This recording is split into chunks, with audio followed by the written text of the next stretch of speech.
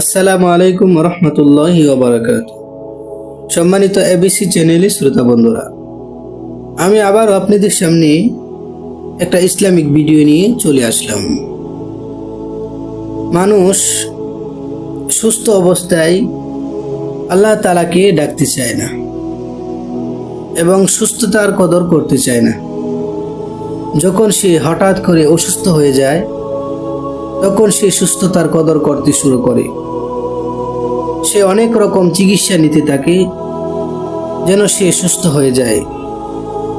সে এটা বোঝে না সুস্থতা হলো আল্লাহ তাআলার নিয়ামত এবং অসুস্থতা আল্লাহ তাআলার নিয়ামত। যে আল্লাহ তাআলা তোমাকে সুস্থ থেকে অসুস্থ করলেন, সে আল্লাহ তাআলা অসুস্থ থেকে সুস্থ করতে পারেন। এই জন্য সুস্থ অসুস্থ সবসময় দুটোটারই কদর করতে হবে। আর সুস্থ অবস্থায় আল্লাহ তাআলার ইবাদত বন্দেগী বেশি বেশি করতে হবে। কারণ যে আল্লাহ তাআলা তোমাকে সুস্থ রাখেন, সে আল্লাহ তাআলা তোমাকে আবারও অসুস্থ করে দিতে পারেন। এই জন্য বেশি বেশি আল্লাহ তাআলার ইবাদত বন্দেগী করার চেষ্টা করুন, তাতে আপনার নিজেরই ফায়দা হবে। আসসালামু আলাইকুম রহমতুল্লাহি ওয়া বারাকাতুহু।